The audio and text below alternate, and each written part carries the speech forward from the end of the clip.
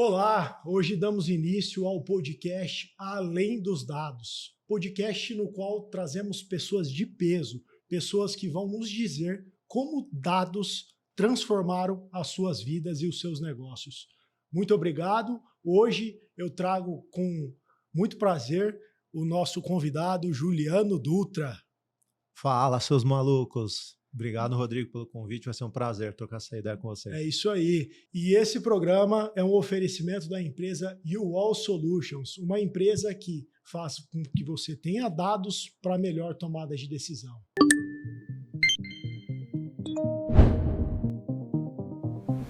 Da informação à decisão. Podcast Além dos Dados. Para quem ainda não está por dentro, fala para a gente aí, seu maluco, quem é o Juliano Dutra? Bom, para começar, um maluco, né? Porque para empreender, ainda mais no Brasil, tem que ser. E eu trabalho com tecnologia já tem 30 anos. Eu comecei junto com a internet no Brasil em 96 e tive várias empresas ao longo da jornada. As principais aí, os maiores destaques foi o iFood, né, que eu estive desde o dia zero ali em 2010 até a venda da minha participação em 2019.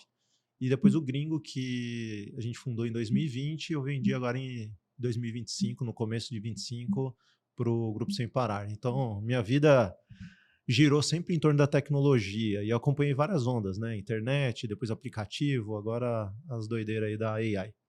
É isso aí.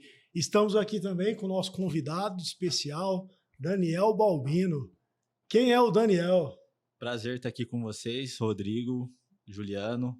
Eu sou diretor da UOL Solutions. Hoje a gente está cuidando ali da parte de PME, pequenas e médias empresas, ajudando elas a tomarem as melhores decisões aí, baseadas em dados. É isso aí. Eu sou o Rodrigo Antunes, né? CEO, fundador da UOL Solutions, e aprendi nesses anos como é importante dados para a tomada de decisão, né, Juliano? Gostaria que você falasse para a gente qual que foi o seu maior desafio como empreendedor, o que te moldou hoje? Bem, o que mais me moldou foram os erros. Foi o tanto de dificuldade e desafios que eu precisei enfrentar ao longo da minha jornada. Parece bobeira, mas a gente se forja pela dificuldade mesmo, se forja diante dos desafios, né? E eu tive vários momentos de quase falência, momentos de perder sócio, de perder clientes relevantes, e em cada desafio que eu enfrentei, eu me tornei mais forte, né? Então, acho que resiliência é o ponto mais importante do empreendedor se desenvolver. E não tem como desenvolver resiliência sem se apanhando, né? Sem dúvida. Então, esse é o ponto. E assim, Juliano, cara, hoje é tão difícil você conseguir criar uma empresa unicórnio, uma empresa que vale 1 bi, né? Cara, em tão pouco tempo, talvez para as pessoas, né? Para quem está ali na operação, não, mas em tão pouco tempo você participar ativamente de 2 negócios que foram do 0 ao bilhão 2 vezes, cara, como que você acha que foi essa jornada? O que é o principal gatilho para você conseguir isso? Foram várias coisas, mas eu vou começar pelo começo. A gente estava com o projeto do iFood nas mãos, a gente já tinha recebido investimento, mas a gente estava para quebrar ela. A gente estava numa direção que não ia dar certo. E tem uma máxima ali que startup, se ela não cresce, ela quebra. Então, e a gente estava nesse cenário. A gente recebeu o aporte de um veterano meu da Unicamp e junto com o dinheiro veio a parte mais importante, foi o conhecimento. E essa mentoria ali que a gente recebeu do Fabrício Bloise, né, que é um grande mentor meu, ele destravou a nossa mente. E em que aspectos, em que dimensões? Primeiro, a gente entendeu muito melhor o que é sonhar grande.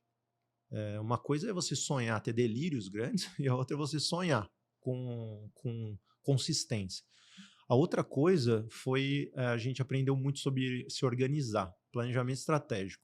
A gente já conversou um pouco sobre isso, eu me tornei um neurótico de planejamento, porque eu acredito que se você consegue organizar o grupo numa direção, você traz resultados, né? E depois que eu saí ali do iFood, eu cheguei a usar planejamento estratégico em outros negócios e Só de colocar para rodar, multiplicava. Então, e é uma dificuldade que eu vejo no brasileiro, dele se organizar, dele parar, sentar e colocar no papel, né? Então, esse foi um aspecto também que foi bem relevante.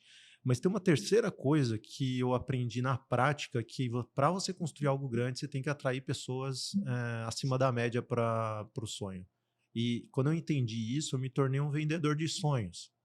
Porque quando você cria uma empresa, ela não é nada mais do que uma hipótese de uma coisa que no futuro pode dar certo. Então, eu aprendi muito sobre empacotar esse sonho e contar uma narrativa, contar uma história consistente para trazer os melhores para estar junto comigo. Então, até tem uma brincadeira que os meus amigos fazem que eles brincam, lá vem o Juliano e o canto da sereia. Faz até o barulhinho da pequena sereia para mim. Mas é aquela história, eu falei para eles assim, vem com o canto da sereia, você cai no canto da sereia e ganha muito dinheiro com isso. Então todo mundo fica feliz. É um canto da sereia que te traz resultado. É um canto da sereia efetivo ali. Boa. E você achou o desafio da Gringo maior ou menor que do iFood? Completamente diferente. Vou explicar o porquê. Os momentos historicamente falando, são muito distintos. Embora só 10 anos separem eles, o iFood surgiu num período onde os usuários não eram digitalizados ainda, não existia smartphone, pouca gente tinha comprado na internet, ainda era muito tecnológica, era muito para poucos, né? Para os early adopters ali. E não existia investimento, poucos fundos, e ninguém sabia o que era uma startup. Então, era tudo muito misterioso, tudo muito incipiente, o mato muito alto. Quando o Gringo nasceu, a gente já tinha quase todo o brasileiro com o celular na mão, a maior parte deles já tinha comprado online, então já eram consumidores digitais. A gente encontrou centenas de fundos de investimento ávidos por colocar dinheiro e a gente já tinha muita gente com conhecimento. A começar por mim, eu já tinha vivido uma jornada, então eu já sabia o que viria depois da curva, eu já era muito mais maduro. Perfeito. Então no começo é como se a gente estivesse tateando no escuro, tentando achar a saída, e a segunda vez eu já tinha passado por aquilo. Então é muito diferente, tanto que a curva de crescimento do Gringo foi maior, foi mais acelerada do que o do iFood. Não porque o Gringo é melhor ou pior do que o iFood, sem querer comparar os negócios, é por conta de momento mesmo. E crescer rápido já é difícil, que foi a situação do iFood. No caso do Gringo, a gente teve que crescer ainda mais rápido. Então, uma das coisas que eu tive que aprender foi como desenvolver o time, como fazer o time crescer rápido a ponto de não ser atropelado pela própria empresa. Caraca, cara. Eu fico pensando nas dificuldades que você teve no iFood, porque você não tinha tanto conhecimento como você teve no Gringo, né? No entanto, acredito que no iFood você já tinha um time mais robusto, tinha mais investimento, e isso te ajudou ou não? Às vezes atrapalha. Até vi uma publicação que você compartilhou do Thales Gomes, dessa questão de número de pessoas no seu time. Às vezes compensa mais você ter um time mais qualificado e menor, que vai te trazer mais resultado do que um time gigantesco, né? Você considera, sei que é difícil talvez para você falar isso, mas qual que é o seu time melhor que você teve, do iFood ou do Gringo? Olha, eu vou já dizer qual que é o time que funciona mais e tem a ver com o aprendizado que eu tive no iFood e depois consolidado no Gringo. É você juntar algumas pessoas acima da média, são muito experientes, com um monte de jovem inteligente. Os que a gente chama de high potential. Porque é a mistura da experiência com a juventude. A experiência ela traz a vantagem de saber, a pessoa sabe o que vem depois da curva, então ela consegue ter uma visão de futuro muito mais clara e ela consegue dar direção. Agora o jovem consegue dar velocidade. E é muito doido, porque as pessoas muitas vezes criticam a nova geração, mas acredite, dentro da nova geração tem uns moleque muito superior ao que existia no passado. Porque os jovens de hoje que entenderam o jogo, eles têm acesso a muito mais informação, muito mais ferramenta, muito mais, eles estão muito mais maduros do que a gente estava naquela época. Então, se buscar direito, acha. E a fusão disso daí é uma bomba, porque você ganha direção e velocidade, que E por que eu estou reforçando isso? Porque eu vejo startup insistindo muito em jovens, mas daí a empresa não tem direção, porque falta experiência. E às vezes eu vejo startup que só quer ir nos seniors. Só que você precisa ter uma molecada sangue nos olhos ali para inquietude gerar mais velocidade. Tem um lance, cara, dessa questão da juventude, né? Entrando numa questão de dados. Eu vi um podcast do Walter Longo que ele trouxe um número que me chamou a atenção. Ele disse que os jovens têm mais dificuldade com a inteligência artificial do que as pessoas mais velhas. E aí ele fala o porquê. Por falta de repertório. Sim. Eu já ouvi ele falar isso e faz sentido. Faz sentido. Você Faz acha sentido. que essa questão de falta de repertório é esse sênior ali do lado que vai fazer esse equilíbrio no time? Porque o que acontece? Imagina que um jovem, muitas coisas ele não sabe nem que existe. Para ele é uma zona cega, é uma zona de ignorância. Então, como que ele vai navegar naquele sentido? Então, a grande vantagem do sênior é exatamente o repertório. É o tanto de livro que ele já leu, é o tanto de problemas que ele já teve que resolver na vida, as pessoas com as quais ele conectou. Então, ele sabe que existe mais coisa. Inclusive, um grande aprendizado que eu tive no MBA foi sobre isso. O MBA, na maior parte dos assuntos, ele era raso. Só que eu entendi que o maior valor não era a profundidade. Eu passei a entender que existia um monte de coisas que eu não sabia que existia. Eu não sabia nada sobre governança corporativa, eu não sabia nada sobre o mercado de luxo, eu não sabia nada sobre o mercado de varejo. Então, eu passei a entender um monte de campos do conhecimento que, para mim, eram zonas escuras. Então, acho que essa questão do repertório o sênior traz com ele e isso apoia ali o júnior a achar soluções melhores. Né? Legal. Então, a galera de mais idade, vocês têm mais repertório, vocês vão ter mais resultado que a IA? Dá para extrair mais valor da IA. Isso aí. Dá para trazer. Olha que loucura. Quando eu vi isso, eu fiquei assim, falei, cara, e realmente faz sentido. O cara consegue descrever mais para IA o que ele precisa, por conta desse repertório longo, né? É um exemplo que o Walter Longo fala, né? Por exemplo, se você tenta descrever uma estética, se você conhece a estética barroca, você pode falar, eu quero que você me faça, sei lá, alguma coisa com estética barroca. Se você não sabe que nem existe o barroco, como que você vai pedir isso para a AI? A AI vai adivinhar. Então, quanto mais estéticas você conhecer, mais você pode direcionar a AI. Eu quero uma estética distópica, barroca, o que eu quero? Então, é aí que tem a ver com o repertório. Exato. Até entrando nesse lance de dados, né? Eu vejo muito os dados, Juliano, como a IA como motor e os dados a gasolina desse motor. Ou seja, se você é empresário e você tem ali inteligência artificial, você contrata um chat GPT, você contrata algum tipo de inteligência, e se você não tem dados e repertório para colocar nessa inteligência artificial, você não vai ter resultado. Tá lascado. Né? Vai servir para nada. Por que um restaurante utilizaria a inteligência artificial? Para fazer campanhas do Instagram, talvez. Mas será que se ele tivesse dados, quem que é seu cliente? Quanto tempo ele fica lá?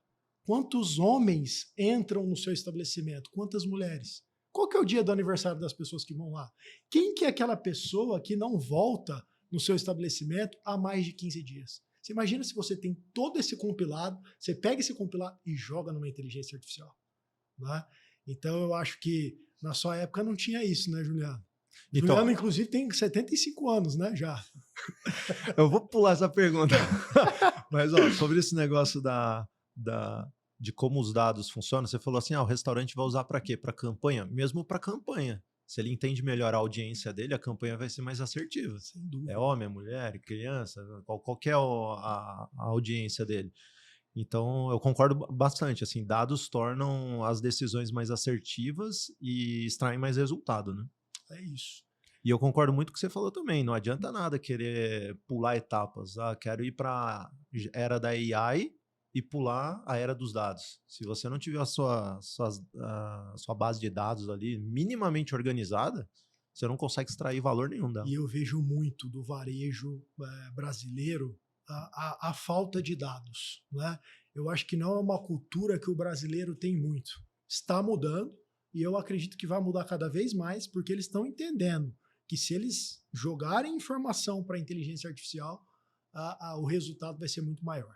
O Brasil tem pouca cultura de CRM, né, para valer, Exatamente. de relacionamento com os usuários. São bem poucas empresas que trabalham bem isso. Até a gente atende, tá levando tecnologia para as igrejas também, esse é um propósito que eu tenho, né? E eu percebo, Juliano, que você já recebeu um feliz aniversário da igreja que você vai?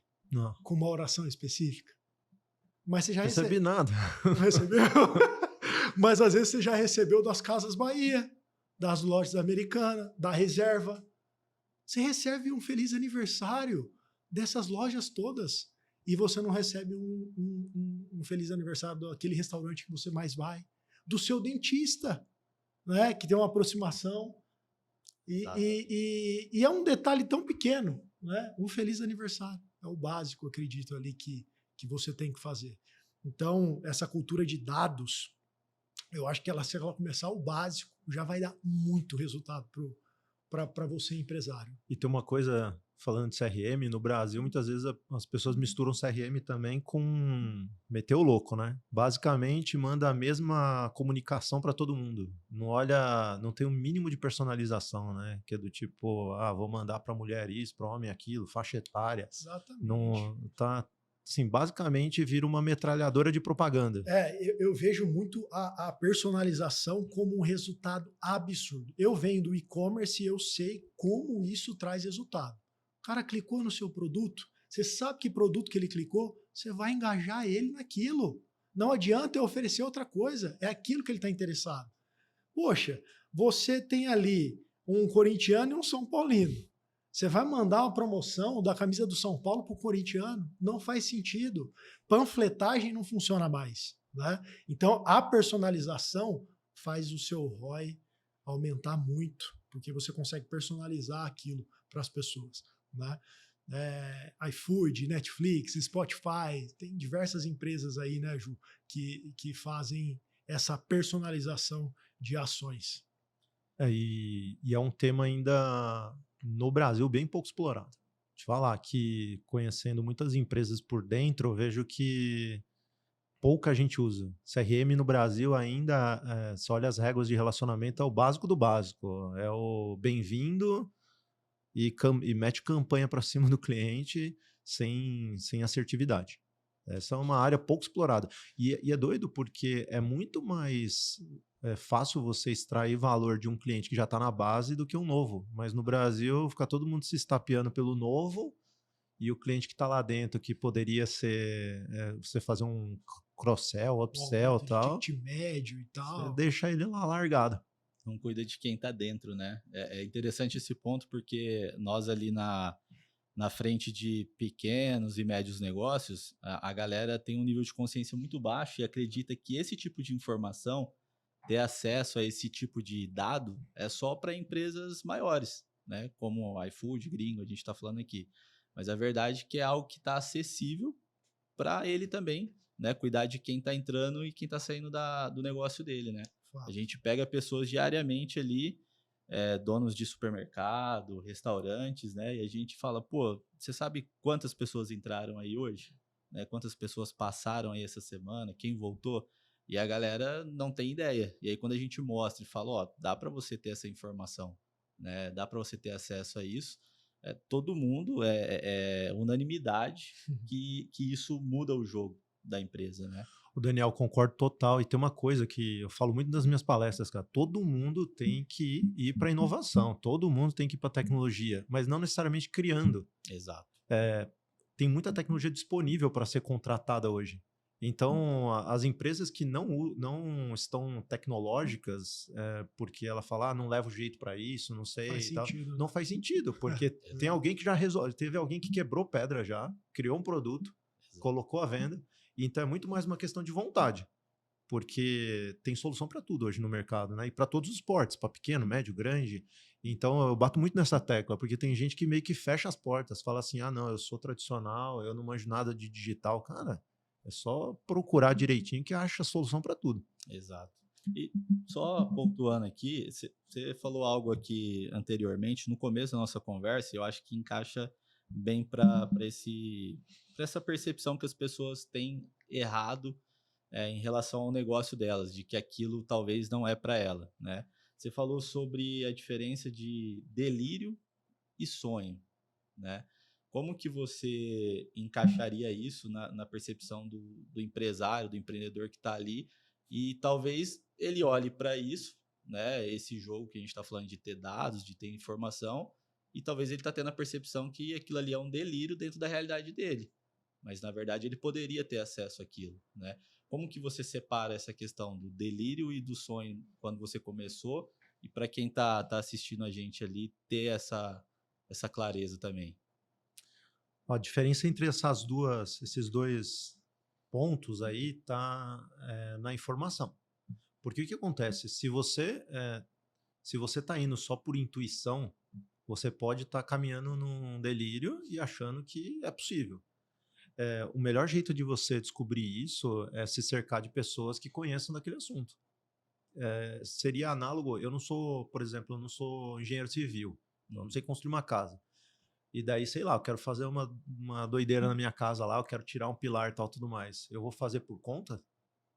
Isso é um delírio, exato. Agora, se eu me cercar das pessoas, de profissionais capacitados, eles vão falar, não, peraí, isso aí que você está falando é inviável ou isso é viável.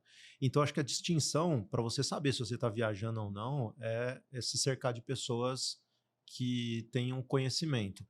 E foi um pouco ali da história do iFood, porque a gente não conseguia ter a visão, a nossa visão não estava tão clarificada do futuro. É claro que a gente tinha alguma visão do futuro, mas ela foi aperfeiçoada porque tinha alguém com muito mais experiência do que a gente, que no caso foi o Fabrício ali, que ajudou a gente a entender o que a gente estava fazendo, qual era o próximo passo. Porque tem outra coisa também, não adianta você mirar lá na frente, mas não ter uma ideia do passo a passo, que aí entra na questão do planejamento que eu falei. Se você mirar muito longe, mas não conseguir entender, você mira muito longe, isso pode ser desestimulante. Você fala assim, cara, muito distante da realidade, eu estou há décadas de acontecer isso. Mas se você consegue entender o próximo passo, e depois o próximo, e depois o próximo, você vai se aproximando desse sonho. Então é ter a capacidade de desmembrar um problema grande em problemas menores. Acho que esse é o ponto. Pensar assim, ó, esse problema é grande, a oportunidade é grande, mas como que eu desmembro ela e quebro em partes menores para chegar lá? Legal. Se você tivesse uma métrica, Juliano, só uma, de um business, eu sei que cada business você vai ter uma, mas vamos colocar com uma principal. De um business, qual é essa métrica que você olharia? O que ela geraria de impacto no negócio? Caixa, churn, número de usuários? Qual a métrica principal? Você pode escolher uma só. Para dizer se o potencial de um negócio? Isso. As pessoas. Não seria caixa, não seria receita, não seria número de pedidos, seriam as pessoas. Por essa eu não esperava, hein? Mas é isso mesmo, cara. E o que das pessoas? É uma mistura de coisas. O repertório delas, a complementariedade delas. Não adianta todo mundo ali saber a mesma coisa.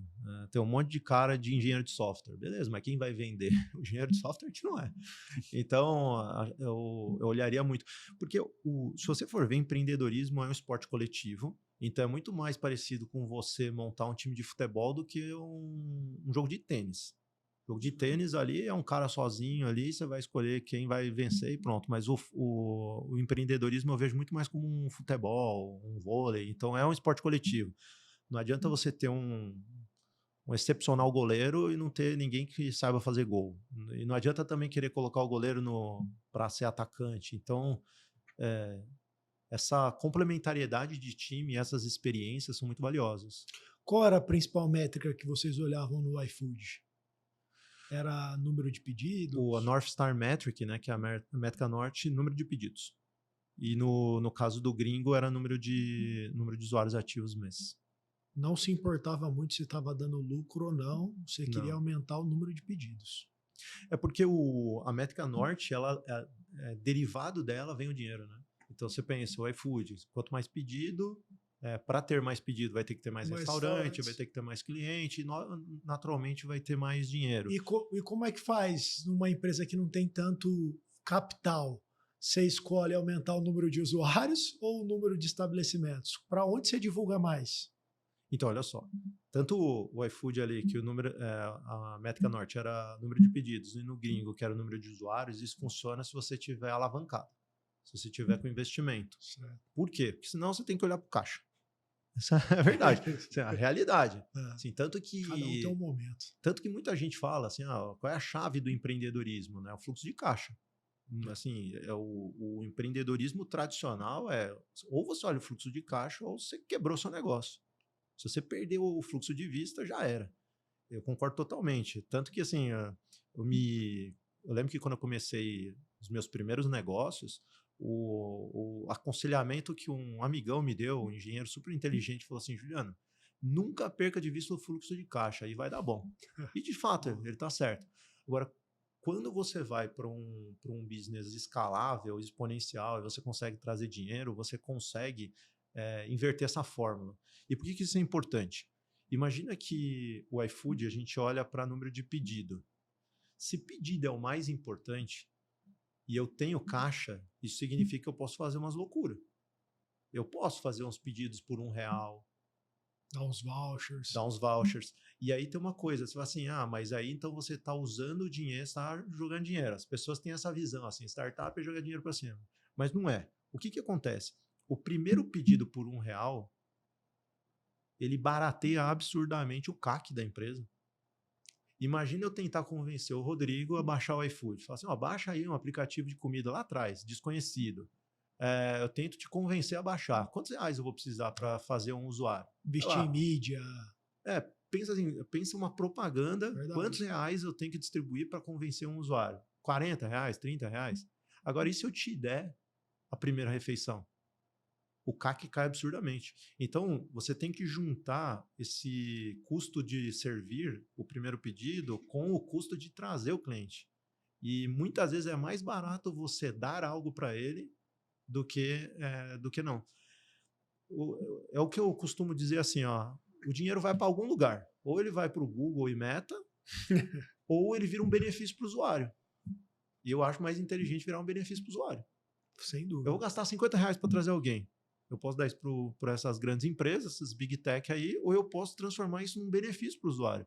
Ao transformar num benefício tão grande, uma pessoa vai falar para outra, que vai falar para outra, isso tem um potencial de viralização e derruba o CAC. Estamos falando do digital, né? Sistemas, tecnologia. Funciona a mesma coisa para o físico? Você fala em termos de crescimento? Não, essas métricas de CAC, custo de aquisição, estratégias. Funciona. Funciona. No fundo, uma coisa que eu percebo quando eu converso com empreendedores é que muitas vezes as empresas investem em marketing ali, comercial e tal, e não tem tanto controle dos números. E até pegando um exemplo recente de uma empresa que eu estou ajudando, e vou arredondar os números aqui.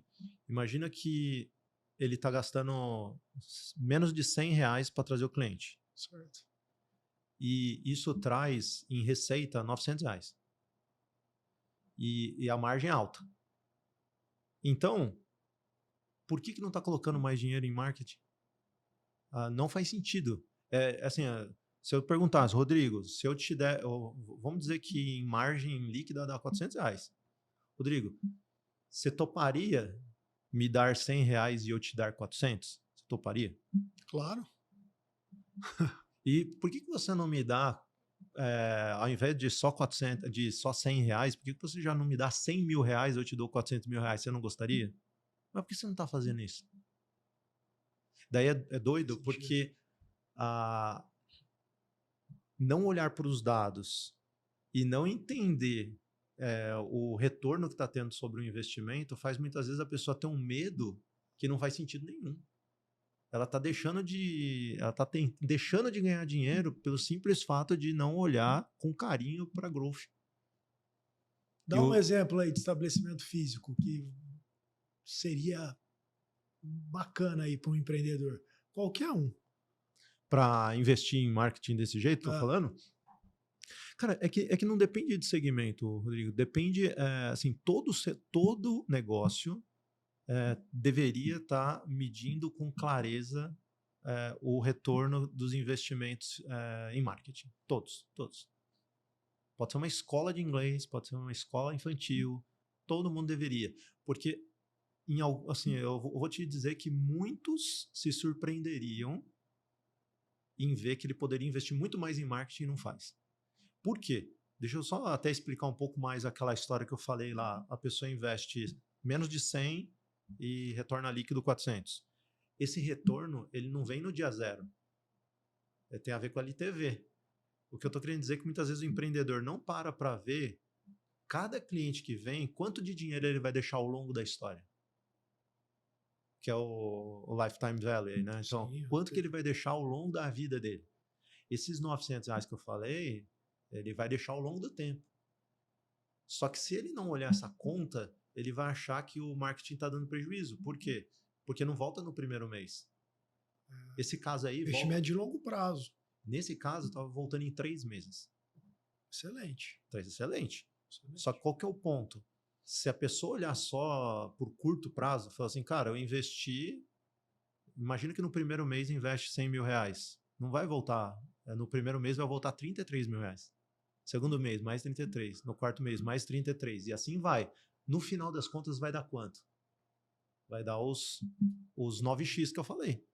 Entendeu? Então, a ignorância com os dados faz com que a pessoa seja muito mais cautelosa nos investimentos de marketing. Isso tanto para o físico quanto para o digital. É uma cultura também difícil de mudar. Eu vejo que as pessoas, nossa, contratar uma agência é caro, fazer um tráfego pago é caro, tudo é muito complexo, assim, eles veem muito como custo isso, não como investimento. Percebo muito isso no varejo em geral, físico.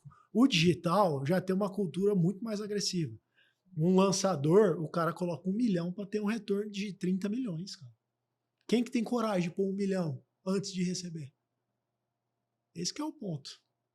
Essa cultura do físico que precisa mudar, ao meu ver, no Brasil. Tenho certeza que se os caras investirem mais estrategicamente, uma loja de roupa, um restaurante, dentista, nessa estratégia de mídia, marketing, tanto digital, também como o retorno ali de um voucher, alguma coisa, o cara vai ter resultado.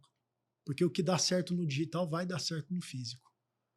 E deixando claro que não tem nem a ver só com marketing digital, não. Pode ser, pega fora de São Paulo aqui que tem outdoor, às vezes o cara bota um QR Code lá e mede resultado naquilo.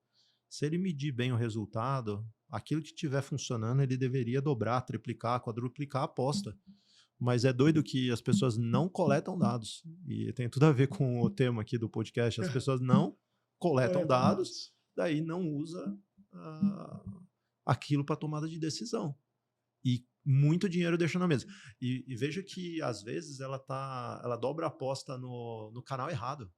Então, tem um canal que não está dando retorno e outro está dando. Como ela não metrifica direito, às vezes ela está dobrando no lugar errado e aonde poderia dar certo, ela está deixando quieto. Então, é doideira. E tem um ponto interessante que o Juliano falou aqui, que é sobre a questão do CAC, né? Você diminuiu o CAC ali, o custo de aquisição, né? Você falou sobre o iFood. O que é melhor? Eu colocar R$50 ali nessas big techs, né? Ou eu dar de benefício para o meu cliente, que já entrou ali na sua empresa, né? E é justamente isso. Como que você vai fazer isso se você não capta esses dados de forma nenhuma? Se você não sabe quem está entrando, né? Então, a pessoa ela tem ali um fluxo gigante de pessoas passando na empresa dela. Ela não coleta esses dados, não capta esses dados para poder trocar dessa mesma forma, exatamente como você falou. Ao invés de ela investir R$100 para tentar trazer ali novos clientes, ela poderia estar dando de benefício para aquela base de clientes que ela já tem na empresa dela, né? No restaurante, no mercado e por aí vai. Um dos grandes vetores de crescimento do Gringo foi dar um benefício. A gente despencou o nosso CAC por causa disso. O que acontece? A gente percebeu uma oportunidade, que é monitorar o carro da pessoa. Então, a gente, se você tomar multa, eu te aviso. Então, a gente foi o primeiro a criar um serviço de monitoramento. Só que para a gente entregar isso para o cliente, custava para a gente. E custava alguns reais por pessoa. Então, e quanto mais gente, maior o custo. Só que a gente fez a conta, isso despencava o nosso CAC. Despencava. Então, o ponto é ter uma visão mais holística do CAC. Porque às vezes a pessoa acha que o CAC é só o custo com o canal, com a mídia. Mas não é. Não necessariamente. Você pode entregar um benefício ali, que tem a ver com cupom, tem a ver com o primeiro pedido por R$1, tem a ver com você entregar algo gratuito. Então, se você colocar, você tem que ver o trade-off aí. É mais barato eu ficar pagando para o Google ou transformar isso em benefício para a pessoa? E eu te falar, muita gente não sacou isso ainda. Que entregar benefício barateia absurdamente o CAC. E a gente está num tempo difícil, porque a gente olha nos últimos anos, o custo de aquisição do cliente no digital só aumentou. Só aumentou. Do começo para o gringo, para o fim, aumentou 10 vezes o valor do CAC. Então está cada vez mais proibitivo. Então você tem que ser mais engenhoso. E uma das formas é você entregar valor gratuitamente para o cliente, num primeiro pedido. Porque aí você cria o conceito do no-brainer. Você cria uma oferta tão irresistível que não faz sentido o cara pensar, ele vai baixar. Porque você vai estar dando de graça, você vai estar dando... É você tirar toda a fricção do primeiro pedido. E tem gente que não entende uma coisa, que é assim, tá, mas se eu tiro toda a fricção do primeiro pedido, ou se eu estou entregando valor para ele, mas a conta fecha, é aí que o controle dos dados vai mostrar. Porque o cliente, uma vez que ele transaciona com você, ele tem um ciclo de vida. Quanto de dinheiro ele vai deixar ao longo da história? Então, resumidamente, o que eu vejo é que a maior parte dos negócios é muito curto prazista, que é o retorno de curtíssimo prazo, e o cliente tem que vir, já tem que se pagar, e ele não para fazer um mínimo de conta para ver que aquele cliente vai ter uma história contigo. Então, você começar perdendo é um caminho que pode ser altamente lucrativo, mas a maior parte não faz. O LTV do gringo era quanto? Quanto tempo? Sempre? O cara não desfazia nunca, né? Assim, todo negócio tem uma curva de churn. Assim, o LTV não é um dado público do gringo, mas o que eu posso dizer é o seguinte: todo negócio, você pensa... Já vendeu, pô. Mas tem um monte de... Tem uns NDA lá. Tem umas coisinhas que não pode falar. Vamos lá. Assim, imagina que todo projeto, independente da empresa, teve 100 pessoas que baixaram aquele aplicativo. No segundo mês, a base de ativos já é 50%. E assim, tem uma queda.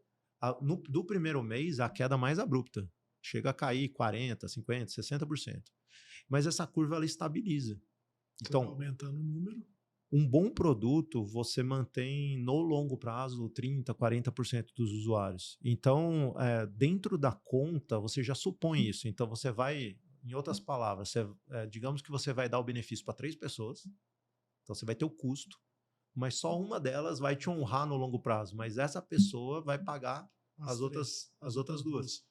Então, mas para isso você precisa ter controle dos números. Métricas, dados, pessoal. É isso aí. Como que foi a ideia do gringo? Que dados que vocês olharam para investir na solução?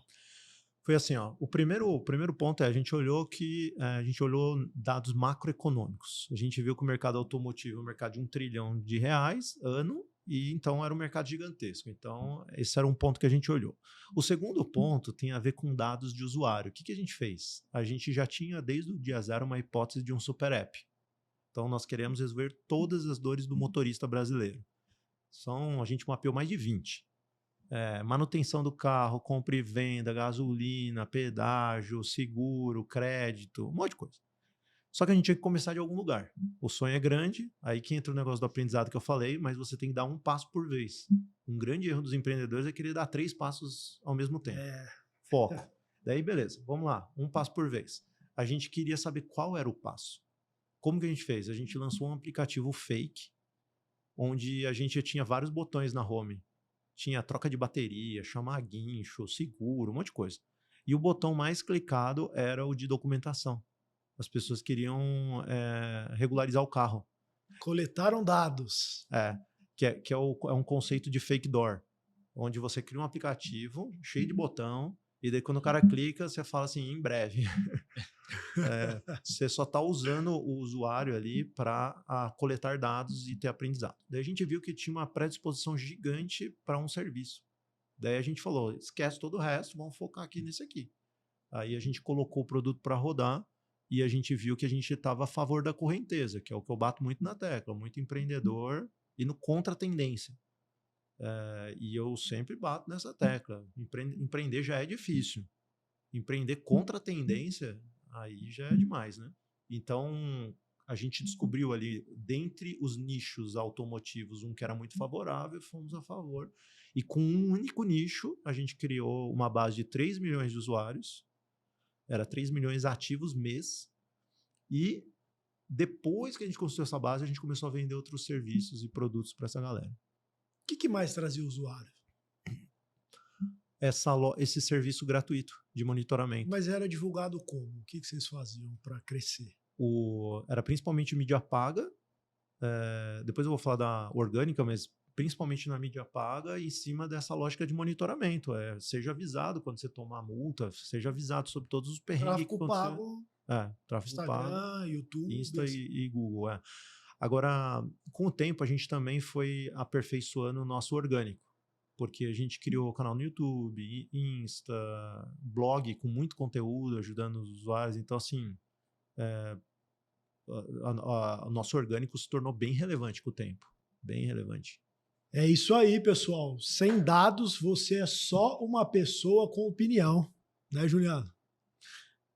E tem uma coisa, assim, esse assunto, como ele me interessa muito, eu me aprofundei nele e cheguei numa lógica que é o secretário de segurança, ex-secretário de segurança americano, ele fala uma coisa sobre dados que eu acho brilhante. Ele fala, o Colin Powell, ele fala da teoria do 40-70. E eu usava isso lá no gringo à torta e direito. Quando eu aprendi isso aí, era a minha carteirada preferida. Por quê? Ele falava que assim, se você tomar uma decisão com menos de 40% dos dados, você está tomando na completa ignorância e aleatoriedade. Você está sendo doido. Mas se você tomar com mais de 70%, você está sendo lento. Você está sendo preciosista. Por que eu estou falando sobre isso? Tem os dois extremos que eu vejo no mundo. Tem aqueles que vão na banguela, nunca olha dado nenhum, intuição pura, e vai do jeito que dá, só vai. E tem gente que é muito preciosista, que quer ficar fazendo 1 milhão de pesquisa com o cliente, e quer ter certeza e vai. E isso é extremamente prejudicial para a empresa, porque o excesso de dados, o excesso de preciosismo, ele também gera um problema que é a lentidão. Então, o que o Colin Powell falou e faz todo sentido, pensa dentro de uma guerra. Preciso ter 100% de certeza para fazer um ato. Na hora que você fizer, você já está morto já. Entendeu? E ao mesmo tempo, imagina você fazer um ato de guerra, fazer uma coisa sem dado nenhum. Você está ferrado. Então, eu acredito muito nesse ponto ótimo aí do 40-70. E é interessante porque isso aí serve para os dois extremos. Para aquele que não está usando dado e para aquele que está exageradamente usando dados. Porque pode não parecer, mas é maléfico o uso excessivo. Porque a pessoa fica insegura. Enquanto eu não tiver certeza absoluta, eu não vou me mover. E empreendedorismo é sobre tomar risco também, né? Perfeito. E assim, aproveitando o gancho, em que momento da sua vida você tinha os dados, né? E mesmo assim, você foi contra eles? Nossa, aí é loucura, hein? Deixa eu ver. Tem um caso que eu achei interessante que tem a ver com o próprio gringo, cara. Quando a gente foi começar o gringo, eu sempre vou, obviamente, estudar o mercado, que a gente vai entrar e tal. E quando eu fui estudar o mercado do gringo, eu comecei a olhar que existe uma tendência ao fim dos carros como propriedade. O carro tende a virar serviço. Então, aquele carro que a gente tem hoje lá, que a gente compra, tá na garagem e tal, isso aí tende a morrer. Porque a partir do momento que o carro é autônomo e você aperta um botão, chega o carro que você quiser, a hora que você quiser, na hora que você precisar, por que você vai ter carro? Você vai ter a dor de cabeça de gerenciar um ativo, de ter que fazer manutenção, etc. Para quê? Só que o que acontece? Então, os dados, a tendência, ela vai contrária à tese do gringo, de que eu vou criar um aplicativo para facilitar a vida do motorista, sendo que o ativo tende a se tornar um serviço. Só que o que acontece? Eu aprendi muito sobre isso, que tem a ver com qual é o horizonte de tempo disso. Porque o carro, ele ainda vai ser visto como propriedade, ele ainda vai ser tal como está por pelo menos uma década. Então, tem uma década para trabalhar, é tempo suficiente. E daí você vai falar assim, tá, mas e depois? Vai Tempo suficiente para valer bilhão. É, o tempo suficiente para você vai, faz e pula fora. Então, mas qual que é o ponto? Se você cria uma base de usuários muito grande em cima de um tema, que no caso acaba sendo mobilidade, a gente poderia pivotar o negócio, por exemplo, o carro como serviço. Então, beleza, surge esse novo conceito, mas a gente poderia ser a ponte dos usuários para esse novo conceito. Então, criar uma marca relevante e ser adorado pelos usuários. O que você vai fazer a partir daí é só você se manter atento. Então, mas é um exemplo de que, assim, se eu olhasse para a tendência futura, o gringo naquele momento era uma antítese do futurismo. Só que dentro de um horizonte de tempo daria certo. Então é um exemplo de que assim os dados, o dado ele precisa estar muito contextualizado. Diversas formas, né? Porque você pega algumas startups, algumas empresas. Eu até estava conversando ontem com um investidor e ele estava falando para mim do caso da Love Seguros, do Marcos Paulo, do Kessid e tal. E ele falou assim, Rodrigo, se o Marcos Paulo viesse me perguntar com o material da Love, eu ia falar, não investe não. Os dados iam totalmente contrários ao posicionamento dele. Um cara experiente em questão de investimento. E o negócio está crescendo, valendo 1 bilhão e tal. E a gente vê outros casos assim, né? Que os dados mostram ali, até você fez um post sobre o Uber. Se alguém quiser investir num aplicativo de corrida e tal, você fala pro cara, ó, você já acaba com o sonho dele ali. Mas não significa que ele não possa fazer isso explodir, né? O que eu falo ali não é impossível, mas a pessoa tem que ter casca grossa. A pessoa tem que estar em outro nível de empreendedorismo. Lembrei de outro momento em que os dados foram traiçoeiros. No caso não foi comigo, mas bem próximo. Anos depois, já tinha vendido o iFood e tal, eu encontrei um cara de um fundo de investimento, vou preservar o nome dele, mas eu perguntei para ele assim, cara, qual foi o real motivo de você não ter investido no iFood? Assim, porque ele teve a oportunidade, quase investiu e não investiu. Assim, qual foi o motivo? E daí o que ele falou? O tamanho do mercado do iFood era muito pequeno. Ó, que louco. Caramba. Mas por quê? Pensa que naquele momento a quantidade, lembra que eu falei, a quantidade de usuários digitais era muito pequena no Brasil. Não existia smartphone. Então, as pessoas pediam por telefone. A quantidade de pessoas que pediam online era minúsculo.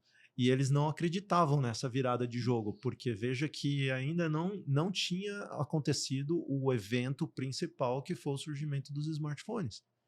Então, o que eu estou querendo dizer é que, às vezes, os dados eles dizem mais sobre o passado do que sobre o futuro. Então, ter essa sensibilidade é importante.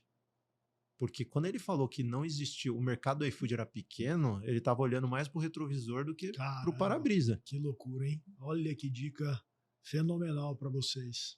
Olha então, para o futuro. Então, é importante a contextualização do dado. Porque, muitas vezes, você vê o mundo indo para uma direção, aquele dado vai perder valor. É fazer a leitura dos dados ali que te impulsionem para frente, né? Olhar o comportamento, entender para onde que está indo, usar isso sempre para te ajudar no caminho que você quer. Aproveitando, né, Daniel, nosso patrocinador aí, UOL Solutions, fala aí como que a UOL pode ajudar na tomada de decisão. os empresários? Tem muitas formas, né? Tem muitas formas, mas sobre tudo que a gente está falando aqui e tem contextualizado, eu acho que uma coisa que me chamou muita atenção na nossa conversa aqui, e foi o exemplo que você trouxe do iFood, né? De dar um benefício ali para uma pessoa que já está na sua base, né? Eu acredito, dentro da operação, né, estando à frente ali do comercial, eu percebo que a maioria dos empresários não dão valor para os seus clientes que deveriam dar, né? E muitas vezes é justamente por isso, por não ter esses dados, né? E é isso que nós da UOL fazemos, né? Nós temos uma solução ali que te ajuda a captar esses dados, coletar esses dados, entender o comportamento, né, o perfil de consumo do seu cliente, entender a frequência, a recorrência dele ali, para você poder utilizar uma estratégia como essa, né? Imagina você ter um restaurante ali e você traz um benefício para uma pessoa ali que foi no seu restaurante, para ela trazer uma segunda pessoa, né? Em troca de algum benefício. Quantas vezes você vai conseguir impactar, quantas pessoas você vai conseguir impactar com isso se você oferece um bom serviço, um bom produto, né?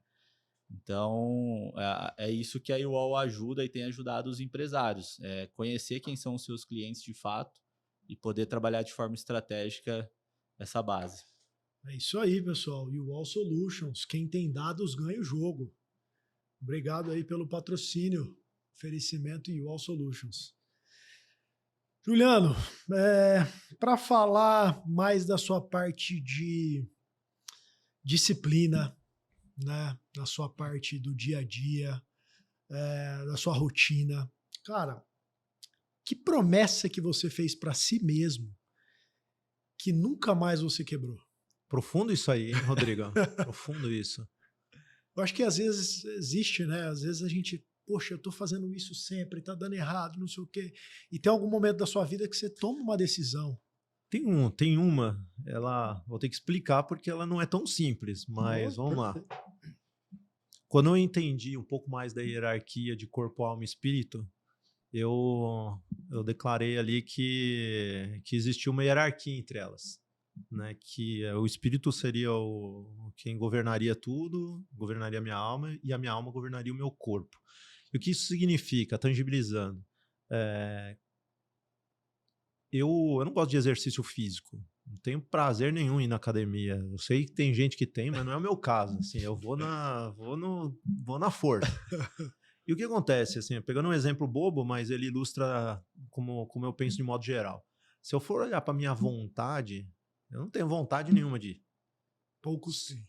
Poucos têm. Só que o que acontece? Se eu ceder e não for, então é porque meu corpo está governando sobre todas as coisas. E ele tá mandando no rolê. Falou, você não vai porque a preguiça manda e pronto, acabou. Então, a partir do momento que eu entendo essa hierarquia, cada detalhe, a gente sabe o que a gente quer, né? O que faz bem pra gente. Exercício faz bem? Faz. Então, se eu não estiver fazendo aquilo que eu sei que eu preciso fazer, é porque eu tô cedendo a camada mais baixa ali do corpo. Então, acho que o principal ponto, quando você falou, foi isso aí. Eu passei a entender que precisa ter uma hierarquia e isso significa, de modo mais amplo, que eu não cedo às minhas vontades e emoções. Vontades no sentido de eu não quero fazer isso. Assim, eu não sou mais moleque para fazer o que eu quero. Eu faço o que precisa ser feito. E sobre emoções também, eu por muito tempo fui refém de emoções, do tipo, tô com raiva disso, tô com ódio daquilo, não gosto. Eu passei a ter controle total das minhas emoções. E hoje eu transformo tudo em compaixão. Então, alguém fez merda comigo, assim, é o melhor que ele podia fazer, vai com Deus. E perdoa, passa a bola. É o melhor que a pessoa podia fazer. Você fazer. Ficou refém daquela pessoa, né? Daí o problema dela vira um problema meu, porque daí vira um problema emocional. Então, eu diria que eu amadureci muito emocionalmente e muito em relação a fazer o que precisa ser feito, quando eu entendi mais essa relação corpo, alma e espírito. Seria o principal. Muito bom, muito bom. E uma pergunta aqui, se tudo zerasse, sua conta bancária, o seu network, o seu relacionamento, né? O que você faria hoje? Ia vender minha arte na praia. Mas a sua expertise continuasse. Tá. Você acha que você conseguiria chegar de novo onde você chegou? Assim, a primeira coisa que eu faria, eu buscaria aliados. Uma coisa que eu aprendi com o tempo é que empreender é um esporte coletivo e eu ia procurar quem seriam os meus dois, três sócios ali para fazer o próximo negócio. A outra coisa, eu sempre acredito, eu já falei sobre, mas eu procuraria um negócio que está a favor da tendência. Hoje em dia não tem como dizer, dados, AI, gira em torno desse mundo aí. A direção do mundo é essa, então se você cria um business nesse sentido, ele vai prosperar. E a terceira coisa que eu faria, que tem muito a ver com o aprendizado principal que eu tive nos últimos anos, é embalar bem, criar um storytelling, criar uma narrativa, criar uma coisa bem cativante, porque as pessoas muitas vezes subestimam isso, que é como que ela empacota a empresa, empacota o negócio. Porque dependendo de como você conta a história, ela parece maravilhosa. E dependendo de como você conta, ela parece mais do mesmo. Então eu me esforçaria muito para como eu ia envelopar o negócio. Que é uma Usaria as redes sociais? Bastante. Inclusive, acredito muito no conceito de personal branding, né? Que é os fundadores, os sócios darem a cara a tapa ali, porque pessoa se conecta com pessoa, né?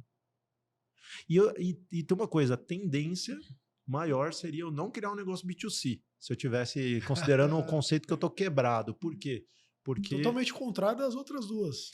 Então, mas é porque precisa já estar com envergadura para fazer isso, tá? Então, assim, se a minha situação fosse favorável, eu iria para o B2C, que é onde tem maior retorno, mas risco muito alto. É isso que eu estou querendo dizer. A chance de um B2C dar certo é menor. Você precisa de muito capital, você precisa de muita energia. Até fundo de investimento investe menos, né? Se eu precisasse gerar retorno mais rápido e garantido, eu iria para o B2B. E daí, se eu tivesse condições de ir para as cabeças, aí uma coisa mais exponencial. Você acha que em quanto tempo você sairia da quebradeira? Seria rápido, porque tem muitas formas de monetizar o conhecimento, tem muitas formas de monetizar o trabalho, o que eu sei. Então, acho que seria relativamente Esse conhecimento ninguém te tira. Então, você falou que você tirou os relacionamentos, tirei aí... tirei relacionamento. Mas você não tirou conhecimento. Eu não tirei conhecimento. Mas eu investiria muito tempo criando relacionamentos, viu? Porque... Network faz diferença, né? Tem uma história que eu curto, assim, cara. Tanto o iFood quanto o Gringo veio do mesmo relacionamento, cara. Eu criei um relacionamento na época de faculdade. Eu fiz Unicamp e esse meu amigo fez USP.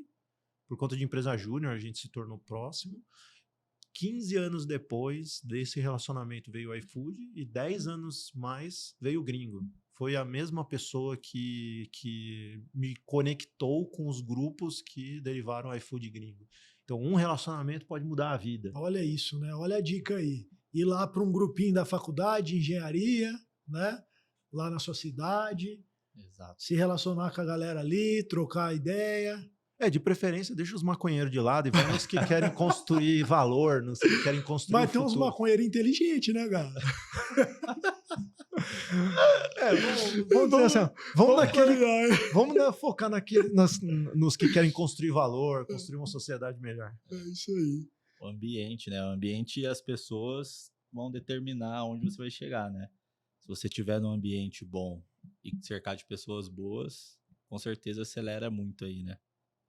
E tem, assim, quando você está no meio de empreendedorismo, não raro alguém me procura e fala assim, você conhece alguém para fazer isso? Você conhece alguém para fazer aquilo? Então você vê que o tempo todo as pessoas estão procurando pessoas boas. O tempo todo. O tempo todo. Gente para growth, gente para marketing, gente para ser sócio, ser CTO, seja o que for. O tempo todo tem alguém procurando. Então se você estiver nos meios certos, as oportunidades boas estão lá dentro. E é muito por indicação, né? Tem muitas, assim, as grandes oportunidades, elas vêm por relacionamento. Elas não vêm por currículo, colocar no LinkedIn e tal, elas vêm por indicação. aproveitando essa questão falando de relacionamento, né? Qual que foi uma conversa da sua vida? Aquela conversa que você falou, caraca, mudou minha vida. Você tá com umas perguntas boas, Rodrigo. Uma conversa que mudou a minha vida. Tem uma que ela é muito forte para mim, porque ela precisou precisou nascer um novo Juliano aquele dia. Foi voltando de um planejamento estratégico do iFood. O meu sócio, um dos meus sócios técnicos, ele estava comigo lá e eu percebi uma coisa, que não dava mais para ser mais do mesmo. Porque até então, ao longo da história do iFood, o que acontece? A gente via um desafio e eu trabalhava mais e resolvia. Via um desafio, eu trabalhava mais e resolvia. Daí o próximo desafio, ele não teria como eu me esforçar para resolver. Não teria como. Daí o que eu percebi, que ou eu me tornava um líder e abrir espaço na parte técnica para outras pessoas, ou eu me tornava um especialista. Eu escolhia. Aquele foi um momento decisivo na minha vida. Ou eu me tornaria um especialista, ficaria tecnicamente sentado numa cadeira resolvendo problemas de tech como desenvolvedor, ou eu me tornaria um líder. Então foi uma encruzilhada forte. E para mim veio muito claro que, cara, eu preciso me transformar em outra pessoa. E daí eu fiz uma doideira que foi de uma hora para outra, eu desliguei da tomada o Juliano desenvolvedor. Como? Eu comprei um novo computador, eu não instalei ambiente de desenvolvimento, eu me proibi de desenvolver. Porque era tipo um vício, porque desenvolver é legal.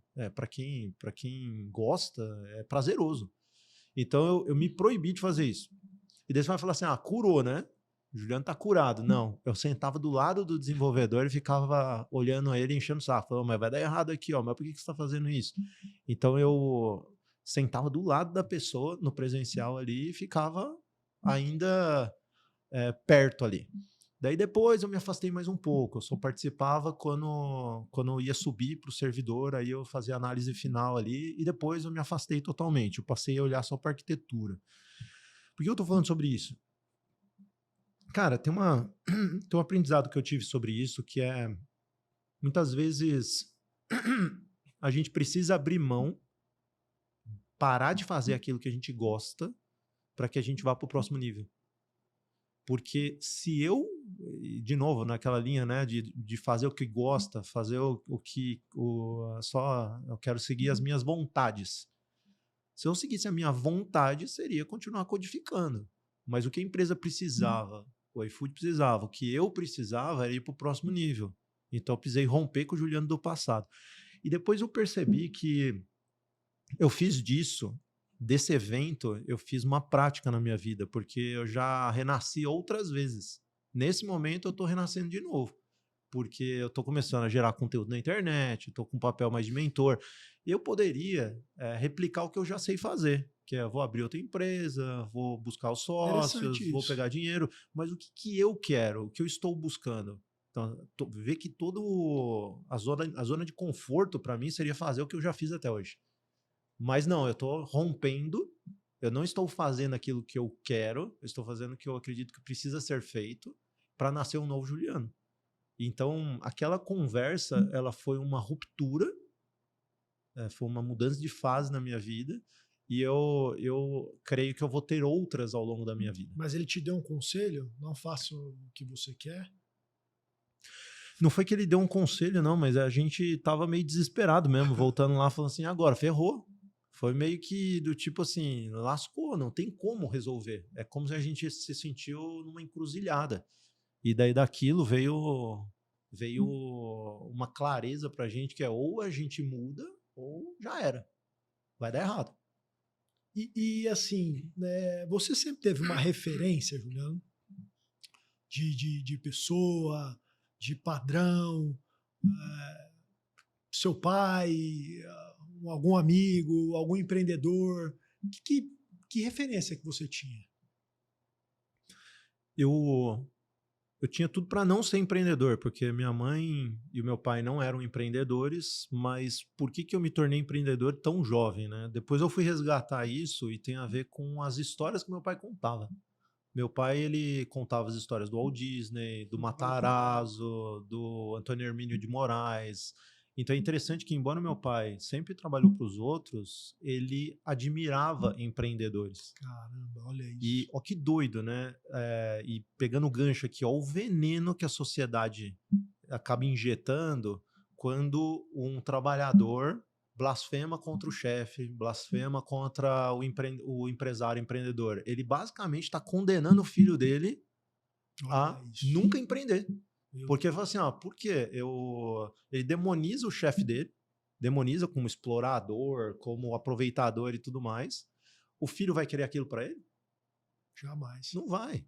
E daí ele vai repudiar aquilo e o pai está condenando o filho a nunca ser empreendedor. Então a primeira coisa é isso, Xan, sou muito grato ao meu pai ter tomado a escolha certa e me permitido ver a beleza do empreendedorismo. E ele sempre colocou como pessoas que são sonhadoras e são realizadoras, né? Que a história do Walt Disney é linda, né? Tipo, ele era um sonhador e ele conseguiu tirar aquele sonho do papel. Então, é uma história Cara, maravilhosa. quando você conta isso pro seu filho, meu Deus, você instalou uma semente ali de empreender. Então, uma das coisas que eu recomendaria que os pais falassem mais sobre empreendedorismo com os filhos e sobre essa beleza do poder de tirar sonhos do papel. Então, é isso aí.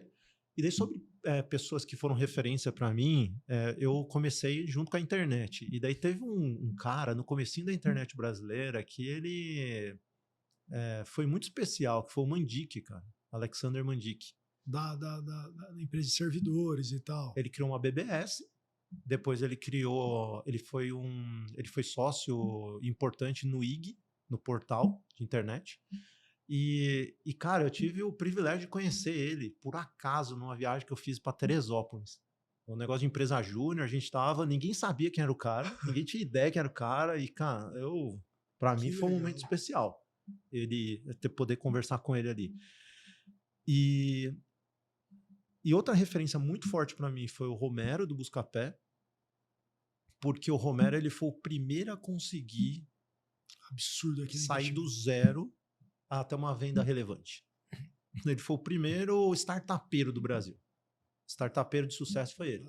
Ele lá na universidade, ele e os amigos dele lá se lascaram. Rodrigo Borges. Bootstrap total, não sabia o que estava fazendo, se lascaram por anos, depois conseguiram investimento, VC e tal, até que eles conseguiram fazer uma venda por algumas centenas de milhões de dólares. Se não me engano, 300 milhões de dólares. Naquela época era muito dinheiro. Foram um baita case. E aquilo foi importante porque eles mostraram para todo mundo que era possível. Porque até então no Brasil ninguém tinha conseguido.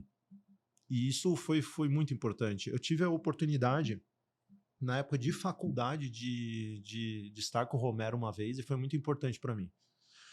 E o terceiro que eu queria destacar é o Fabrício Bloise, que acabou sendo uma referência mais próxima, porque ele tinha fundado ali uma empresa de desenvolvimento de software, que depois virou a Movile, e embora o Fabrício também se lascou muito, a jornada dele foi bem árdua, ele não deu certo da noite para o dia, o negócio dele teve altos e baixos, fusões que deram certo, fusões que deram errado, foi uma jornada muito turbulenta. O Fabrício ele sempre teve uma visão acima da média. Ele sempre teve uma visão de negócios bem diferenciada. E foi um puta de um privilégio ter trabalhado com ele ali no iFood. Porque ele transformou minha mente. Eu vou falar que se tem uma pessoa que me fez enxergar o bilhão com clareza, foi ele. Você não tinha essa visibilidade de bilhão? Não. Tem uma coisa que eu só mais recentemente tornou consciente. Eu na prática nunca mirei um número, nunca mirei uma cifra, um dinheiro na minha vida. Eu sempre me guiei muito mais por desafio. Eu aprendi desde cedo, assim, quando eu comecei a mexer no computador, por que eu me fascinei com ele? Porque é um desafio em cima do outro. Eu cheguei a trabalhar, eu tive minha época meio hacker ali. Então, o que era o objetivo? O objetivo era... Quantas contas bancárias? O objetivo era vencer o desafio. Então, eu sempre me moldei por isso. Então, o empreendedorismo foi um caminho natural para mim, porque é um baita desafio. Você conseguir construir um negócio, construir valor, narrativa, trazer gente. Então, olhando sob a perspectiva de pessoal, eu me guiei muito por isso. Mas o Fabrício ele ajudou a enxergar mais claramente como o jogo funciona. Porque tem vários detalhes que eu poderia citar. Um deles é o de M&A. Para mim nunca foi, até então nunca era claro por que a importância do M&A. E a Móvel era resultado de um M&A. E o iFood, ele venceu o jogo por conta de M&A. O iFood é o resultado de 35 aquisições. Caraca, Então, em um dado momento, a gente virou uma máquina de aquisição. comprava tudo quanto é startup. E isso deu certo por quê? Porque o Fabrício já tinha vivido M&As, inclusive bons e ruins. Então ele já tinha uma escola, ele sabia como fazer direito. Então o iFood já não foi um laboratório, a gente já tinha uma clareza. Então esse é um exemplo. Porque o iFood ele é um business que o M&A é necessário. Porque imagina que tinha um player relevante em BH, tinha um player relevante em Porto Alegre, tinha um player relevante em Manaus. Como que você vai criar tantas operações? É muito mais fácil você pegar operações que já estão de pé e virar a chavinha. Essa empresa agora é iFood, essa empresa agora é iFood. Então, é um business que o M&A é completamente favorável. E por que a gente foi nessa direção? Porque tinha alguém que já tinha feito. Então, foi um aprendizado. Além disso aí também, eu aprendi muito sobre, como eu já falei, planejamento e sobre cultura. Para mim, cultura até então era uma falácia, era uma coisa meio etérea tal, e daí eu consegui entender o que é uma cultura forte. Show demais. O valor de uma cultura forte. Muito bom. Algum ponto aí, Daniel? Eu tava prestando atenção aqui no que o Juliano tava falando. Ele falou sobre o papel do seu pai, né? Em plantar essa semente aí em relação a essa veia empreendedora, né? Que de forma sutil foi semeada ali na sua vida, né? E aí eu queria te fazer uma pergunta. Dentro do que você construiu até aqui, como que você conciliou, né? Você falou que na época do iFood, principalmente, você investiu muito tempo e energia ali. Qual que foi o papel da sua família, né? Sua esposa, seus filhos ali, tiveram momentos ali onde teve um desequilíbrio e aí você precisou ajustar isso daí, ou foi muito fácil para vocês passarem por isso daí enquanto você estava construindo? Então, teve desequilíbrio, principalmente na época de iFood, porque a natureza do negócio é de picos à noite e de final de semana. Então, justamente quando era o momento ali para estar com a família, era o problema onde davam os grandes problemas, né? Quando caía servidor, caía sistema e tal, e a gente tinha que atuar. Então, gerou muito desgaste em todo o time técnico de modo geral. Tem uma coisa sobre isso que eu acredito, é que quando a gente é jovem, a gente acaba se lascando acima da média porque a gente ainda não tem as ferramentas necessárias. Porque eu já refleti muito sobre isso. Então, é necessário se lascar para você conseguir ter o sucesso ali e, com isso, você ter uma vida mais equilibrada. Eu já refleti bastante sobre isso. Mas acho que mais do que isso, tem a ver com a mentalidade, assim, a forma como eu resolvi os problemas e como eu resolvo hoje. Antes eu resolvia tudo na força do braço. Então, tem um problema, como que eu vou resolver? A primeira coisa que vinha na minha cabeça é eu mesmo resolvendo o problema. Então é um eurocentrismo muito grande do jovem, de achar que ele que vai resolver, sou eu, deixa aqui, deixa eu matar no peito. Hoje a minha mente ela já vai numa outra direção, de como eu, de modo sistêmico, resolvo esse problema. E de modo sistêmico, via de regra, é trazer alguém melhor do que eu para fazer aquele papel e ter uma estrutura que eventualmente não existe. Então, eu penso em formas mais sustentáveis de resolver o problema. E daí, eventualmente, a pessoa pode falar assim, mas eu estou começando agora, eu não tenho recurso e tal. Via de regra, tem como descascar esse abacaxi. que é trazendo pessoas para a sociedade, essa é uma das coisas, e outra coisa, equilibrando jovens e experientes. Porque o jovem puxa o custo para baixo e o experiente puxa para cima. Se você souber trabalhar essa balança, você tem uma estrutura de custo boa. Por isso eu não acredito na estrutura só sênior e só moleque. Eu acredito nessa estrutura equilibrada, porque ela ajuda a manter as contas mais saudáveis. Então, resumindo, eu resolveria os problemas que eu resolvi de um jeito completamente diferente. E por isso eu teria mais qualidade de vida. Mas como que você traz essa minha sabedoria de hoje para 20 anos atrás? Às vezes que a pessoa não enxerga ali, né? Perfeito, cara. E a minha pergunta final, né? Que pena, acabou. Minha pergunta final vem em cima disso, cara.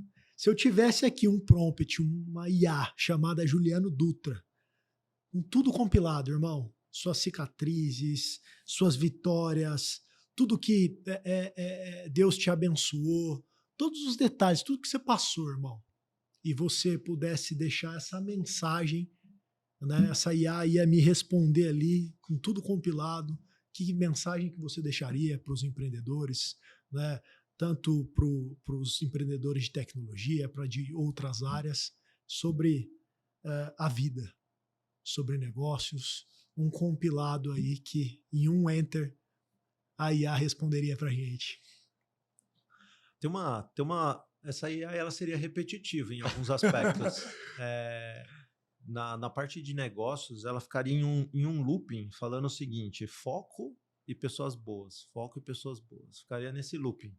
Porque foco é reduzir a complexidade dos problemas, ao invés de tentar resolver 1000 problemas, resolve menos, e pessoas porque são elas que resolvem o problema. Então eu ia ficar nesse looping. Foco e pessoas, foco e pessoas.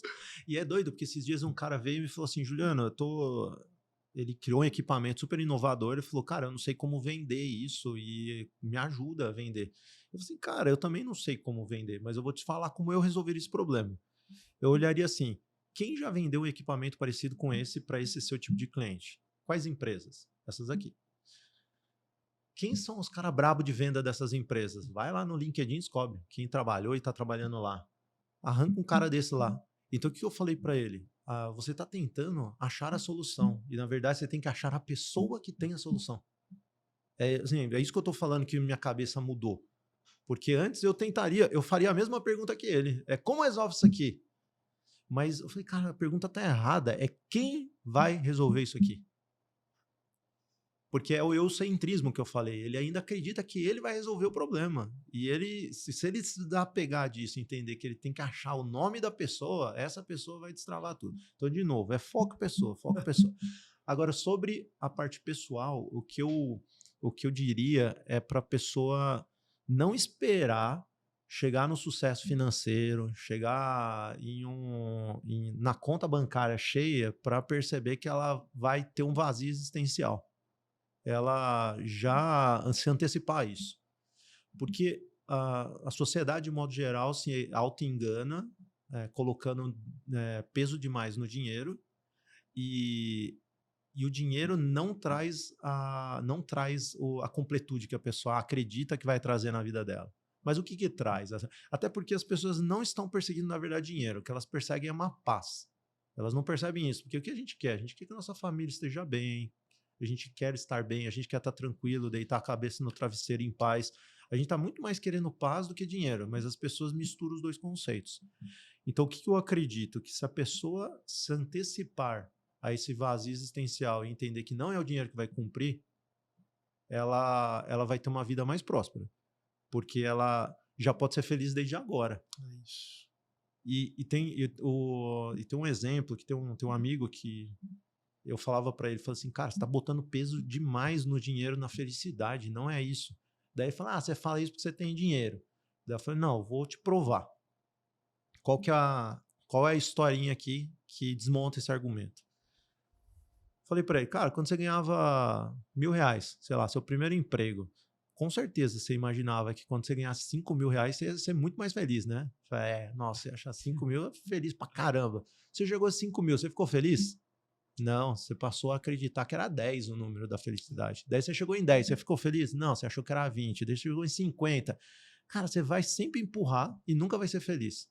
Enquanto você acreditar que um número vai te tornar feliz, você nunca vai ser. Então, o contrário é verdade também. A pessoa que consegue ser feliz com 1000, ela vai ser feliz no resto da vida, porque ela vai ser feliz quando tiver 2, 5, 10 e tal. Então, uma das coisas que a minha IA seria repetitiva é bater na tecla de que não é o dinheiro que vai trazer a felicidade. Não é o dinheiro que vai cobrir o vazio existencial que o ser humano carrega dentro dele. Então, vai atrás de espiritualidade, vai atrás de desenvolvimento pessoal, vai atrás de aproveitar sua família para que você possa usar o dinheiro que você tem e ser feliz. E outra coisa sobre felicidade, assim, quantos de nós aqui não tem a imagem ali da nossa avó morando no interior, vida simples, mas feliz? Pô, Demais, até hoje. tinha essa sensação antes, né, cara?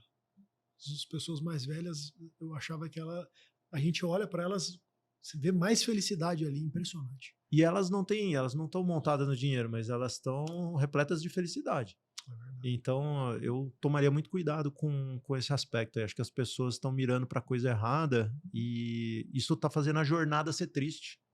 A jornada ser muito mais penosa do que precisaria.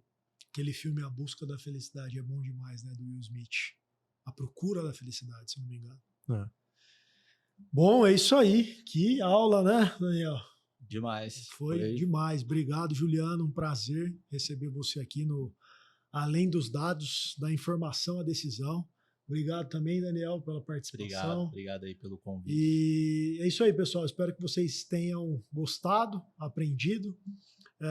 Vocês perceberam que tem um QR Code durante todo o episódio, né? Quando vocês leem esse QR Code, vocês vão receber um material com tudo compilado. Dessa vez é um material, uma IA de verdade, que compilou tudo que nós debatemos aqui, com os principais insights, para que vocês possam aproveitar melhor o episódio. Muito obrigado. Valeu, pessoal. Valeu.